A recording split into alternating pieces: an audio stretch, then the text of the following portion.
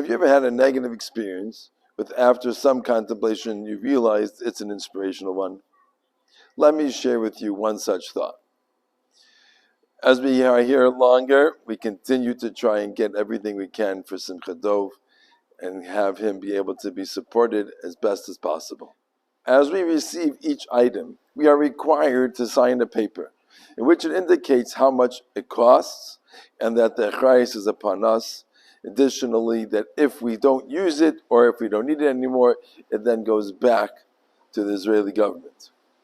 And I must say that initially, this felt somewhat negative, particularly in contrast when we lived in America. We received a computer. It didn't have all of these strings attached or other items as well. So initially, it felt pretty negative, and I had all sorts of thoughts that were not really best repeated. However, afterwards, and I thought about it a little bit, I realized that the reason why they're doing that is really because they're responsible for their money. It's tax money that the government has received from people, and they really want to make sure that it's being used and people aren't taking advantage or perhaps misusing it, and therefore they try to convey the importance of that which we're receiving. And I realized that we do the same thing every morning. We say a Bracha of Elokai Neshama shenasata b'Torah, and we're saying that this neshama that we've received is beautiful. It's valuable. Hashem created. Hashem nafachta bi. Hashem blew it into us. But it's not ours. He's going to take it back. It's something that we are bequeathed with, but it's something that we need to take care of and to take advantage of. And therefore, we need to be able to be more responsible with it and make sure we use it appropriately.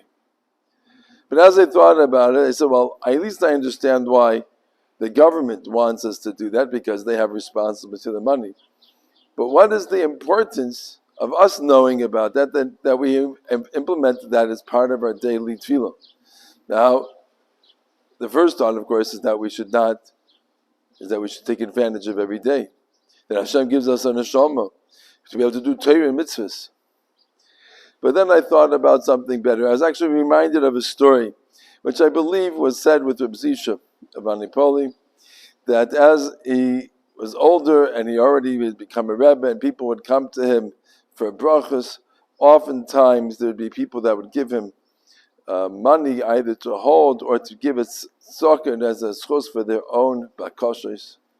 So the Gaboyim that surrounded Reb Zussia knew that they needed to be protective, or at least oversee what he does exactly, because Reb Zussia lived in a different world. He was really removed from the physical, mundane experience and saw things very differently. So one time, a wealthy man came to visit Reb Zussia, and in addition to asking for a bracha, he gave him a piece of jewelry that was worth quite a bit of money. And as the Gaboyim saw this transaction, they realized that they're going to have to tell Reb Zussia exactly what that's worth, that he doesn't give it away. And indeed, before the Gaboyim were able to do so, a poor man came into Reb Zussia, and Reb Zussia readily gave him this very expensive piece of jewelry. And when the Gaboyim saw that, they quickly ran into Reb Zussia and they told him, Rebbe, that piece of jewelry that you just give that man, that's worth tens and thousands of rubles. It's a huge amount of money. Reb Zussia said, really? Oh, I didn't realize. And he gets up and he runs out and he chases after the man until he finds him. And he says, Reb Yid, you should know that which I gave you is worth tens of thousands of rubles. Don't sell it cheaply. And that's really the point of this bracha. Hashem wants us to know that we have a neshama. It's a beautiful neshama. It's worth tremendous amount of money. It's godly. It's divine. Don't sell it cheaply. Use every day. Value your neshama. Value what it can do. The relationship that it is between Hashem and ourselves.